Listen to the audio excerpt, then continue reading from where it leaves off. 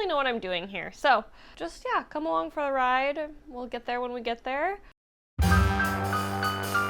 Hello and welcome to my channel, Haylee Marie Vintage. Today I'm really excited about my project. This project is inspired from a lot of different places. I think it's maybe been over a year, but Rachel Maxey a few years ago did a dress inspired by the designer Teuta Matoshi, which I also really like their designs, and I found them through her. And then I found these cute little daisies, which looks like some of the daisies they embroider on their pieces. So I have a whole bag of them, so I have a lot to work with. And so I looked at their site, I looked for inspo. They have some really beautiful dresses with daisies on them. They're all just a little bit bluer than I want, or shorter or longer. I don't know, they just have different things. And so I was like, I could sew my own of these. As any of you know who watch this channel, I do a cost breakdown at the end. So I think it'll be really interesting on this one to do the cost breakdown at the end to see, did I actually save any money by making this myself? My bet is by the time you account for the labor, the answer is no. But I thought it would be a fun challenge. So to construct everything, I needed to get a lining fabric, which I picked this up in Rome. It's just a nice like lavender, and I have I think like 4 yards of this, and it was about, I think this was €8 a yard, so I'll have to convert that over. The other fabric I got is this tulle.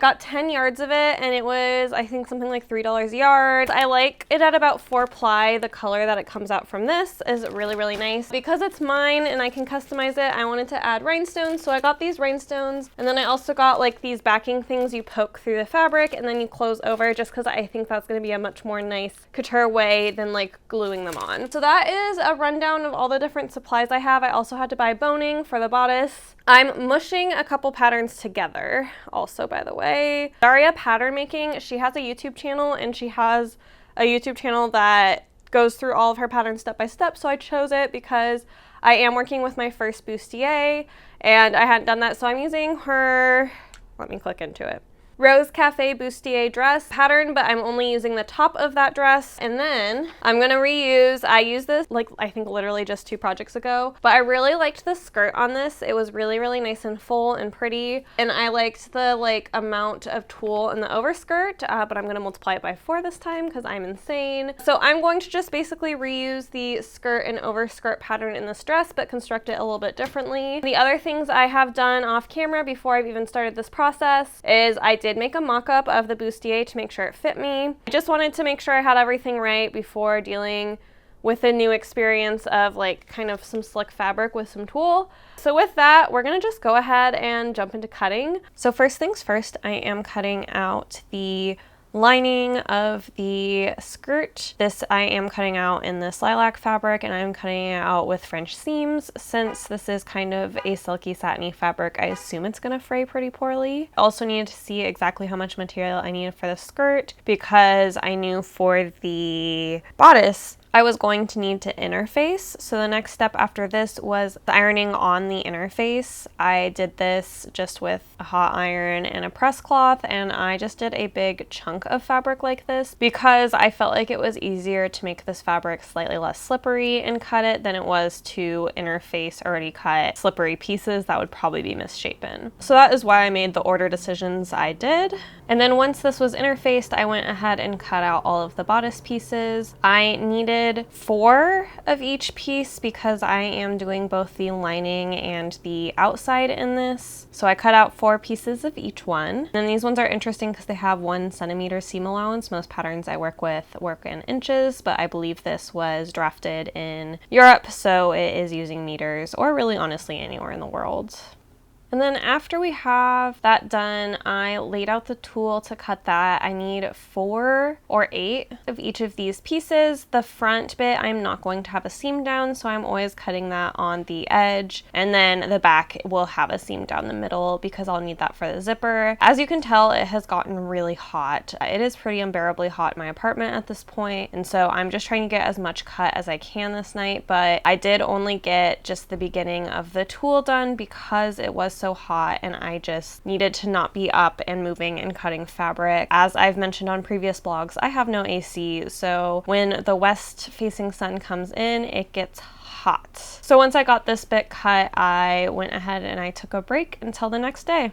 All right, good morning. It is 10 o'clock on the dot. We're about to get started for the day. I don't really know what my goal is for today. I think I would like to finish cutting everything. I still have 3 more layers of the tulle skirt to cut, and then I'm finally done cutting. Just kidding, and then I have to cut all of the bodice tulle. So yeah, we have a bit to go, I guess. The cutting for this project is taking a really long time and is not helped by the fact we're in a 90-degree heat wave. I know 90 degrees is not that hot in many parts of the nation. However, in Seattle, only 40% of residences have air conditioning, and mine is one that does not. Did not get cool enough for me to sleep last night, so I'm pretty tired. And this heat wave just got extended another 2 days, and so it's been, I think, almost over a week of over 90-degree weather, so I'm feeling kind of irritable and just tired at this point because I'm not sleeping well. So I would really just be happy if I was able to finish cutting the fabric today. I would really love to start sewing, but we're just gonna have to kind of see where we get. Last night while cutting the fabric, I was like sweating, like drenched. So today, this afternoon, I'm gonna go over to a friend's house that has AC, so that will be time that I'm not working on this project. But yeah, I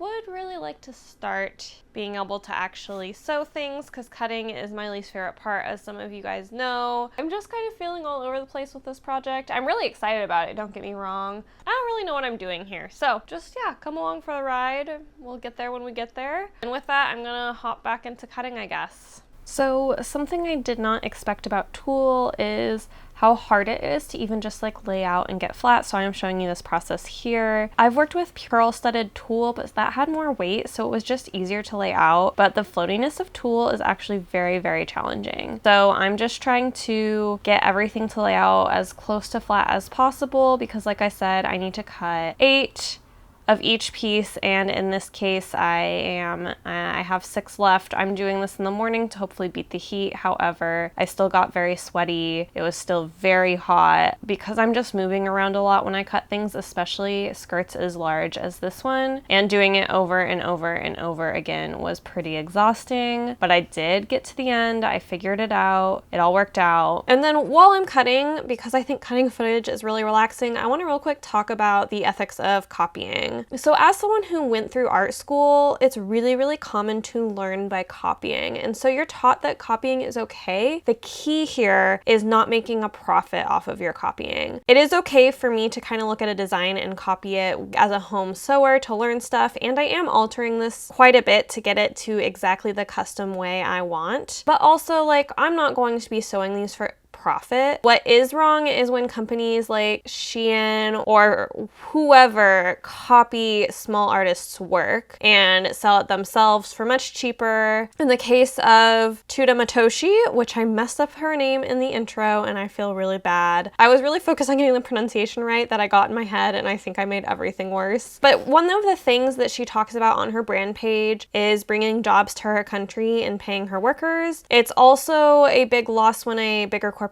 copies this because those workers aren't getting paid fairly. Again, if you're a home seamstress, it's totally fine to copy and learn. You just shouldn't be selling patterns or selling final products of this. Be sure to be ethical and not be selling, and give credit where credit is due and who you were inspired by. Here we are down to our last 2, and we have a little visit from Spooky. She, I think, was pretty annoying, but I can't quite recall. But she does look very cute. This tulle color really just makes her look nice and makes her pop. So hopefully you enjoy this little bit of spooky footage. With that, I am also finally wrapping up the cutting of the skirts for this. To hopefully get a pretty close color match, I am layering 4 pieces of tulle on each of these patterns, and then I am pinning it into place, and then I am just loosely cutting around it to get generally close to the shape. I'm trying to figure out exactly how I'm laying out all these different scraps of tulle, so you do see me kind of going back and forth, but this did achieve the exact color I wanted, so I was pretty pleased with this.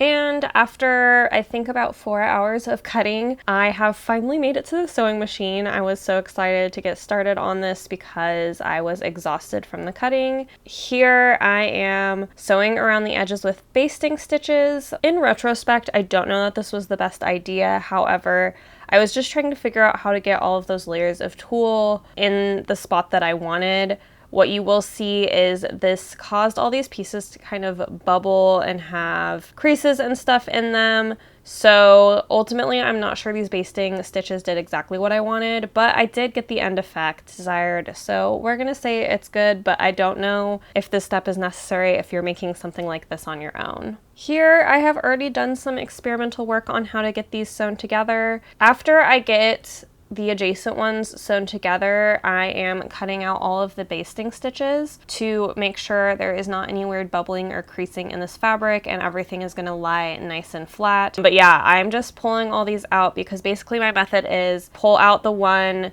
that's already attached to the bodice and then to sew down the one that is still basted, and then I'll pull those stitches out after I sew that seam and just kind of do that over and over again to get it to work the way I want. And here I am actually sewing this seam. All things considered, the fact that this is 10 layers of fabric and I didn't have any issues made me pretty pleased. I used, I think, the medium setting on this machine because tulle and satin are both such lightweight fabrics. I'm just kind of shocked at how it wasn't as terrible as I thought sewing through this many layers of fabric and trying to keep everything all straightened and wrinkle free. And here again, we are repeating that. I am pulling out the stitches to attach these two things together, getting all the basting so nothing is wrinkled and weird. And then I will be sewing them together. So I'm just pinning them here and getting them all prepped to sew. And then after having everything sewed, I went ahead and I cut down the edges of the tulle on the top and the bottom. I left the sides kind of alone just because I still need to sew those, but I knew the bottom and the top had extra tulle that wasn't needed, so I just went ahead and chopped that off. And I also went ahead and did it on all the seams too, so that way they wouldn't add as much bulk.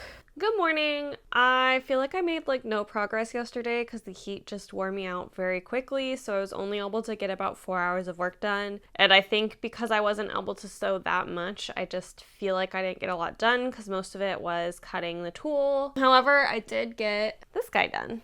This is the outside bodice. I really like the color. It's kind of like periwinkly, which I absolutely adore. And it was a bit of a learning process to figure out how to make this work, but I did do it and I'm very proud of it and I'm excited. So today I think my goal at the very least is to assemble all the different pieces separately. So I'm gonna work on the lining version of this guy. I'm gonna work on assembling the skirt. So I have quite a bit to do. Guess I'll just take it as I go and we'll do the thing. It's supposed to be another 90-degree day here today. This is the 7th in a row. I'm pretty fed up with the heat. My apartment has been pretty steadily at like 80 degrees during the day and I can maybe get it to cool at 70, so I'm not sleeping well. So this project is just gonna take a little bit longer. So this is gonna be my last check-in for a little bit, and because today's Sunday and then also every day after work this week. So I'll check in probably next Saturday, unless I feel like I've made enough progress to check in again. But this is also your friendly reminder to buy a girl an iced coffee because we are in a heat wave. You can do that over on Ko-fi. I have the link down below.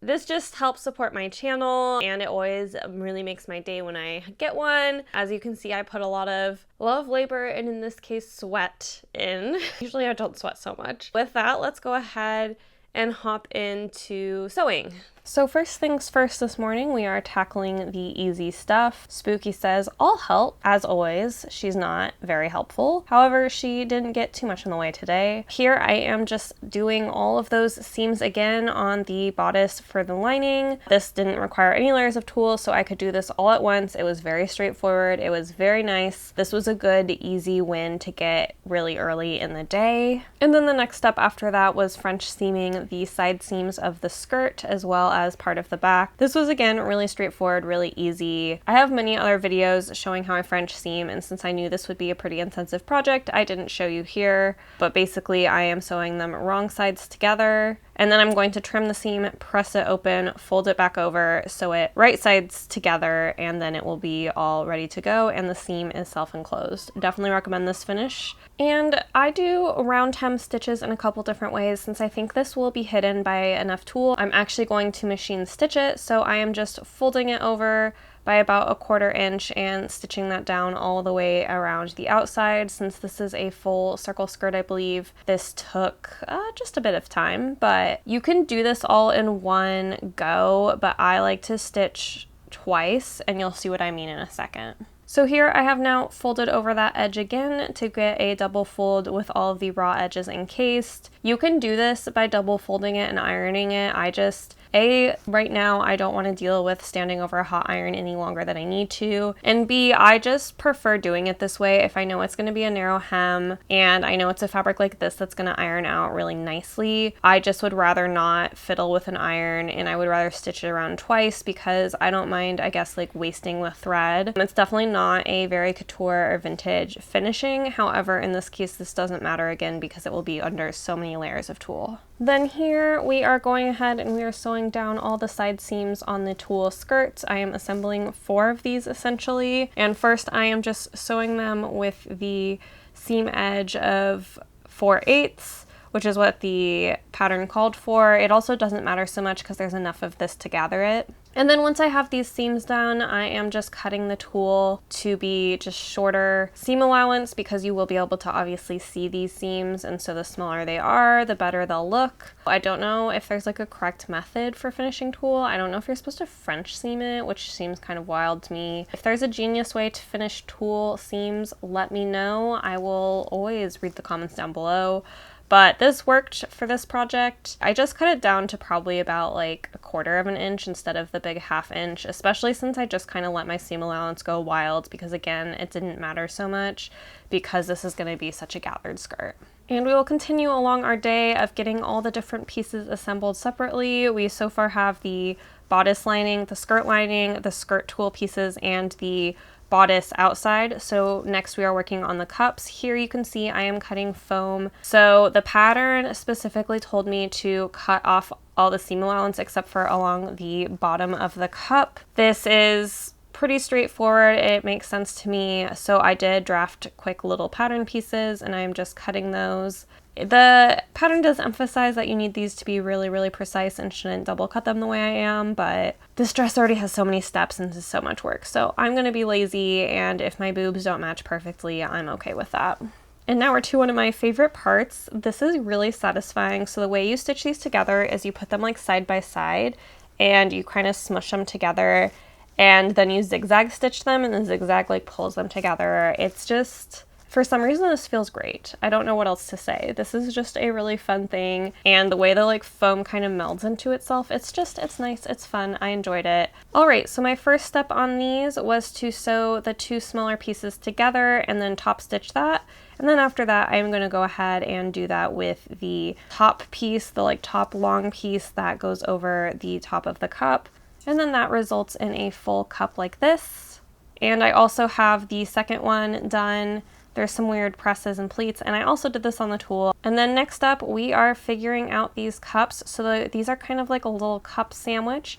You have the foam that's going to go in the middle. I am keeping it on the outside. Basically, I'm going to seam right along the top edge of this cup. It took me a while to figure out exactly how the foam fit in, and this is what I get for my imprecise, terrible cutting skills from before. If I had cut the foam more precisely, I think I would have had less trouble figuring out how to get the tooled piece to fit the cup. I did, however, figure it out. I'm putting in my last few pins here before I then go ahead and put the other satin lined side to it. Then I'm just pinning these together, and I will sew from the foam cup side to see exactly where I'm sewing. So here you can see I am stitching just to barely catch the top of that foam cup. So that way, again, there aren't bulky seams up at the top. I don't actually know if this is what you're supposed to do. At some point, I just started playing this by ear and going rogue and following the instructions that made sense in my head. So that is what we're doing here, and it seemed to work. So it didn't work that great, but it worked well enough. If it had worked really well, I wouldn't have needed to top stitch or along the edge of this cup the way I am right now. This is just making sure that lighter purple satin doesn't pop out and ruin kind of the illusion of this dress. And then the last step of this cup is to zigzag stitch around the perimeter of what is going to be actually sewn into the bodice. I will then trim off the extra tulle that's sticking out here, but this is just a step to get everything secured together and give me some guides for when I sew the cups into the bodice. And here we have two beautiful matching cups, and by beautiful I mean slightly flawed, but it all turns out in the end, so it's fine. Good afternoon. So I have everything made that I can do before assembling the dress. I've gone back and forth on the best order of how to do the things that I am going to be doing in this video, which is the decoration. I've been trying to figure out when the best time to embroider all of these flowers on is, and I think I've decided to do it before I assemble on the skirt and then after I get a rough assembly on the bodice. So the reason I decided to do this is because I think it's going to be really hard to not catch other layers of tulle in my sewing. So I think it's going to be easiest if I take what's going to be the top layer and just start putting all of my appliques on that and sewing them on. And I wanted to get that done today because today is a cooler day. We have like a 3-day break before our next heat wave, and this is gonna be like just the pinning of them down is gonna be a sweaty job I'm not gonna want to do in the heat wave, during the heat wave, to actually sew them down. So I'm excited. This has been a very labor intensive dress already, and we're not even probably halfway there. I mean, maybe spoiler alert, but I would definitely say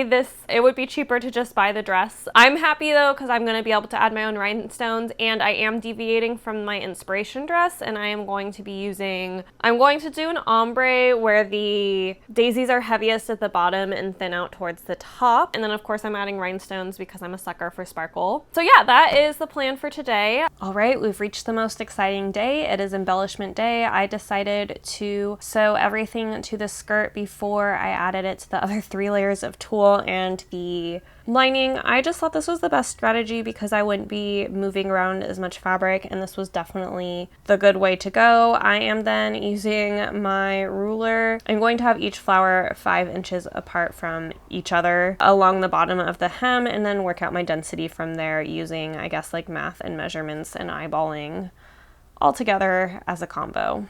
The boxes are there so that way I don't accidentally pin the under tulle layer, and so I'm just going to do the front and then I'm going to do the back. Spooky has decided to be a sharp watcher and boss of making sure I am putting these appliques on precisely and properly. After I put this first layer around the bottom 5 inches apart, I then put a daisy in between each, no ruler needed type of thing, and I am individually pinning every single one of these down. I didn't know how else to do this. So because of this, I know I ended up using over 100 and I think 60 daisies and hand sewing them down later. My next step was to measure, I think this was about 8 inches above every 3rd daisy, and to kind of, again, alternate this and put this in the middle of the 2. This is just part of my goal of gradienting the daisies so they're thickest at the hem and then like thin out as they get closer to the bodice.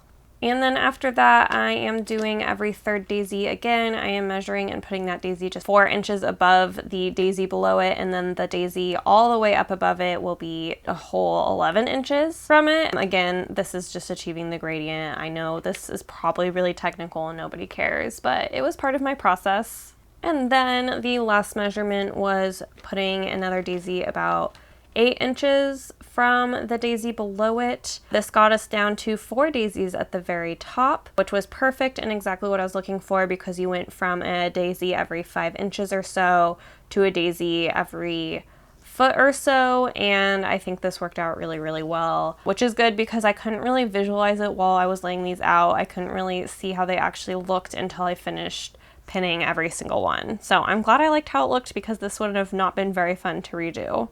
After this, I am just hand stitching every single one of these daisies. I am hiding my threads in the applique itself. It is pretty easy to like kind of put my thread through the tunnels formed by the way the threads these were like machine made with. So that is what I'm doing here. I am just doing it on 4 petals. I felt like that was enough to secure these pretty well. And then once I get this one done, I just have a gajillion more to go, and I sat here and hand stitched and watched TV for I think about 10 hours before I wrapped this up.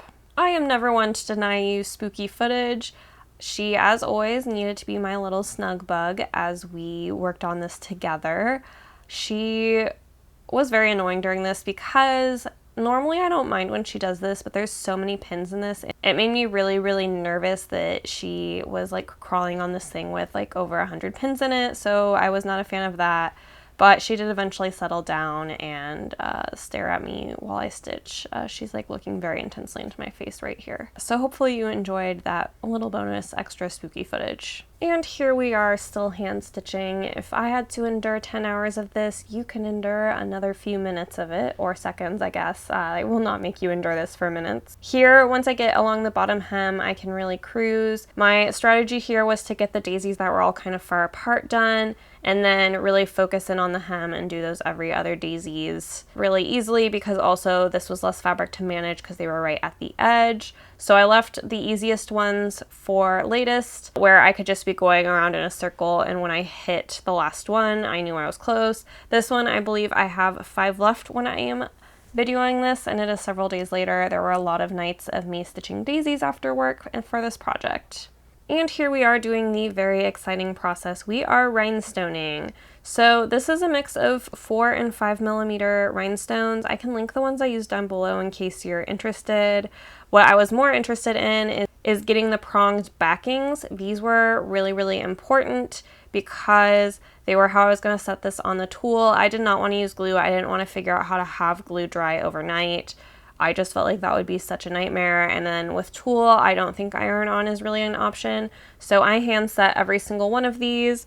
The way this strategy kind of worked for me is I put 3 around each daisy, just kind of random order and random millimeter sized. And then I would just go around and close all of the little sharp pointy things. My fingers really hurt by the end of this. By the end of this, I had to put them in Band-Aids because they were so raw from the sharp edges of these prongs pressing into them.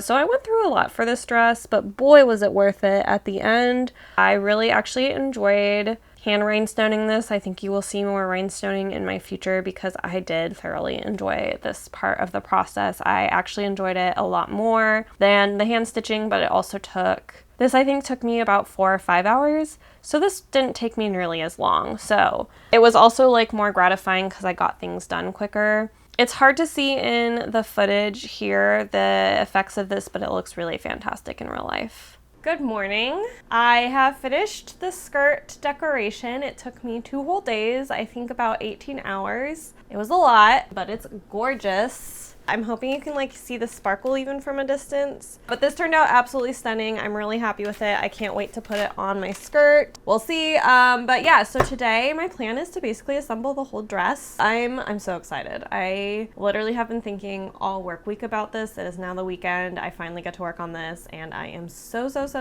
excited. And then today I'm actually wearing a corset so I can't slouch while I sew. I've been having a back flare up again. I rolled over and like pulled a muscle in the one night and it's been a little rough. My chronic back pain is kind of flaring up. So yeah, I have the corset on to help add support. Corsets are really helpful for me because it takes pressure off the lower back muscle that I get really bad spasms on. If you notice, I'm looking very upright and good posture. It's just because I'm wearing a corset. But let's go ahead and jump into the sewing. So the first thing I am doing here is I am running my gathering stitches. I am running 3 levels of these stitches, as you can see here, through the top of the tulle. This is just to get them all together, but also it's just to make it so these are really easy to gather. With tulle, I probably didn't need all 3 rows. I could have probably gotten away with 2, but I went with 3 just because it's my habit. And then there's a couple ways you could assemble this. You could first sew the tulle that's been gathered to the bodice, but I wanted to instead sew it to the skirt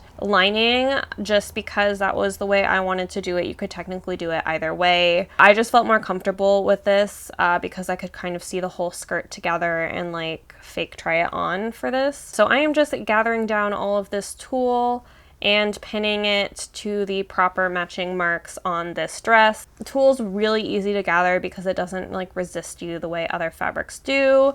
And I was using embroidery thread, which is really slick, so that made the gathering even easier, although it does risk breakage a little bit more. And right about now is when I decided I was very smart for deciding to hand sew on everything and figure out all the daisy placements before putting everything together. This is a lot of tulle to manage. I have 4 of those giant pieces of tulle all layered together, and it gets a lot to handle around my sewing machine. And here I am just sewing it down to the lining. So here I am actually sewing the bodice to the waist of the skirt. Very quickly you will see how much tulle I was managing and how difficult this became. I probably should have moved my sewing machine over to the corner of my desk to give myself more space to set the tulle, because this ended up being very challenging to work with the way I did it, but hindsight's always 20/20 and all that jazz. But yeah, this quickly became a lot to manage. And then once I got that sewn together, I'm again going in and I'm cutting out some of that extra tulle just to reduce the bulk around the waistline. I wanted the waist to be pretty snatched, so as a result I wanted any bulk I could take out. I was really just trimming where the gathers were the thickest or it stuck out the most. I did not trim everything, and I was still keeping this plenty far away from the seam line, because if you get too close to the seams, this would really easily rip if you step on it. I mean, tulle already rips easily enough without you helping it along. And then the next step here in my journey is making a tulle sandwich. So here I am putting that satin lining of the bodice on the tulle part. I am just going to sew around the edges with the seam allowance of 1/2 centimeter. In the future, if I use this pattern, I think I'm just gonna bump up the seam allowance a little bit. I think it's just a little thinner than what I'm used to working with, and I don't super love that. I would rather work with a larger seam allowance and cut it down later. But those are all things that you can't know without learning. And then here I am again maneuvering this giant poofy dress. This one was also just a different challenge because I'm working around the curves of where the cups will fit, so it was a journey. I think this still was the best way to assemble it. I really couldn't schedule it out in my head or puzzle it out in my head to put it in any sooner, because I wanted to make sure everything was going to look the way I wanted. I don't know. I maybe could have done this and assembled this differently, but for me and the different things I was worried about, I think this was the best choice. I did the skirt before I did this because I didn't want to deal with all the massive amounts of tulle trying to keep it flat between 2 sandwiched bits that I don't want to sew wrong. So that's why I made that choice. You could have definitely put the bodice together before. The next step of this is sewing in the cups. This is where this dress really started to feel real for me, and here I am. I'm just hand basting these in. I had done my mock-up without hand basting these, and there were just quite a few things I wasn't happy with because I didn't hand baste them in before.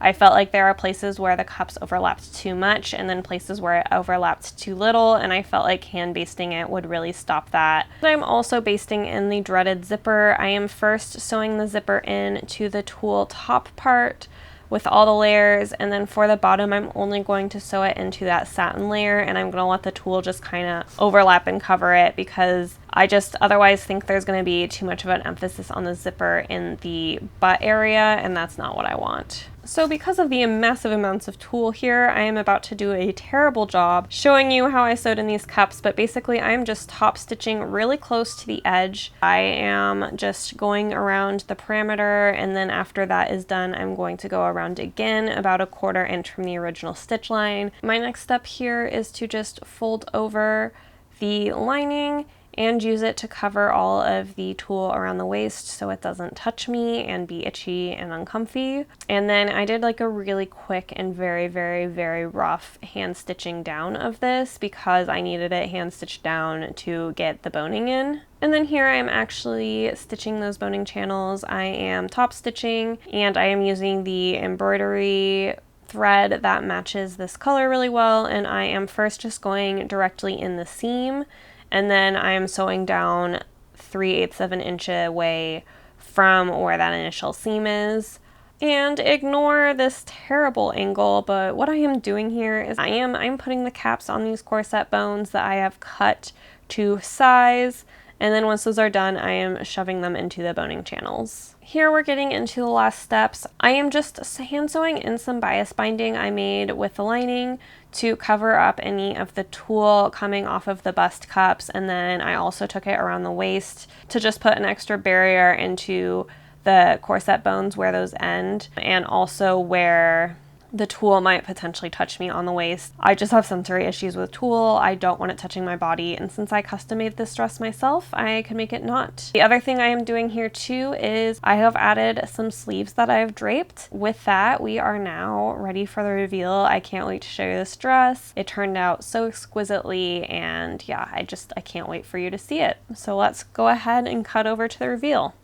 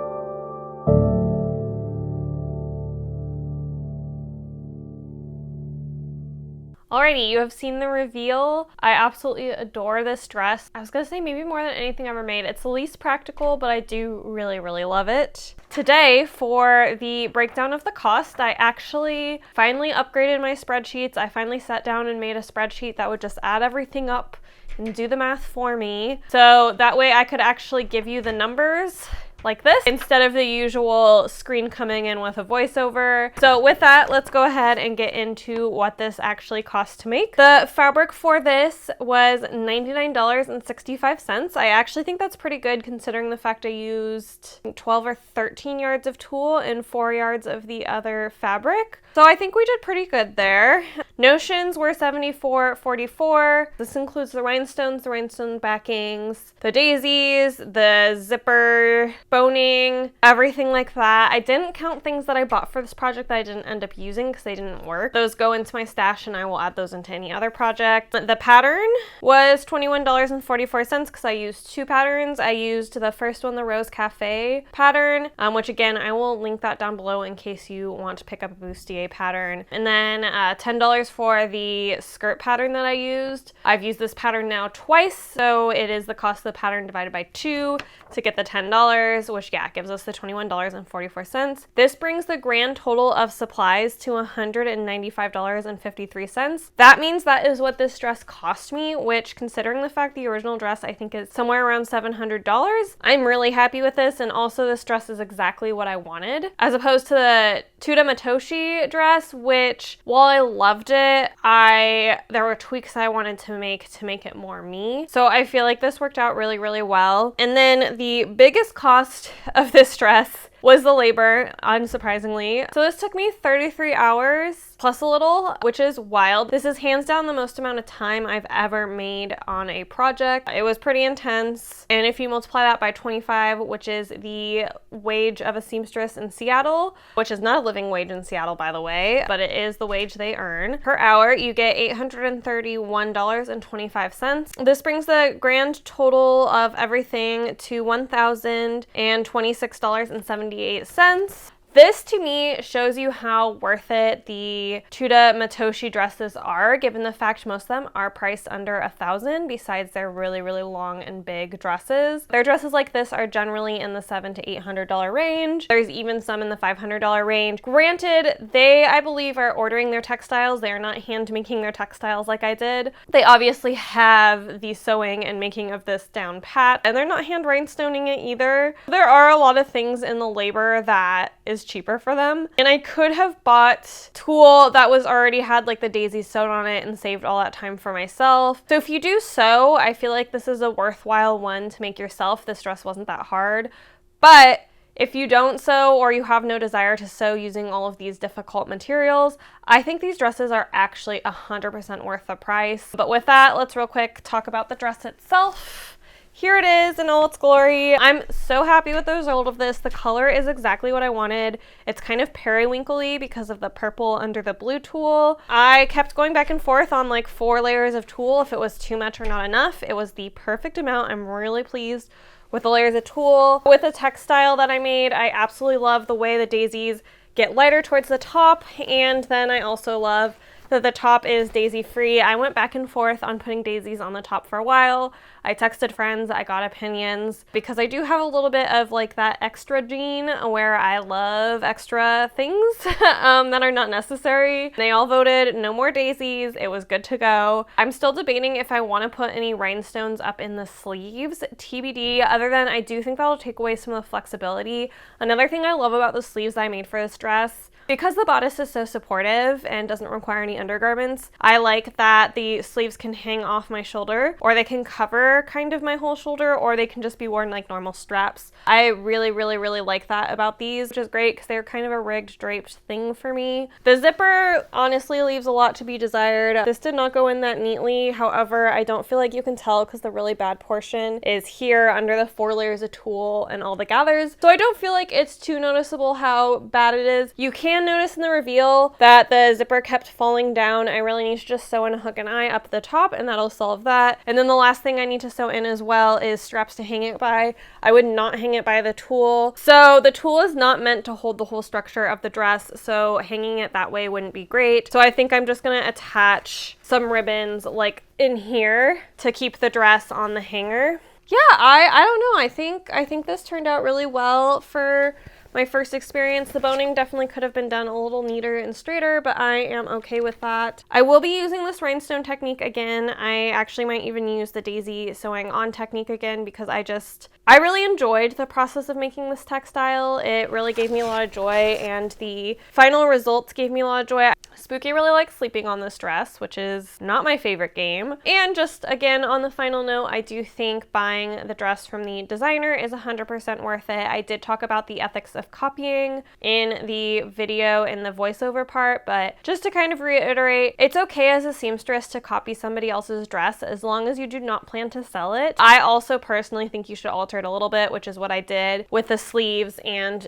making my own textile, just because I feel a little weird directly copying an artist, since I have been an artist and I've had designs stolen of mine before. But as long as you are not selling it, it's kind of like all's fair. In art school, you actually learn by copying masterpieces. I don't know how much that's true in fashion school. As long as you're not selling it, I think it's totally fine. It's totally fair game. However, you absolutely should never be copying another designer's designs and selling them. That is absolutely inappropriate. That is not okay. I do not purchase or support brands that do that. So I just wanted to kind of summarize all of my thoughts about that, because I don't want people to all of a sudden start copying this designer, knocking them off and selling them. In final, I love this dress. I actually think this dress has made me more inclined to buy a piece from their collection, because there's certain color combos or fabrics that honestly, like, this was like to me the easiest dress they make to like make myself, and they have other more complex dresses that I'm very intrigued by and that I think I might just opt to purchase in the future rather than put in the investment. But this was a really fun experiment, and when I tell you I put on this dress and I actually giggled because I was so happy with it, that is how I feel about this dress. I hope you enjoyed this project. It was very intense. Usually my sewing projects are a little more casual, but if you do enjoy sewing, specifically vintage inspired sewing, definitely stick around and subscribe. I would love to have you. And then as always, you can support my channel by liking this video, commenting down below. I would love to hear your thoughts on this. I would love to hear your thoughts on copying in general as well. I always think everybody has different perspectives that are interesting. Other than that, I will see you next time. Bye!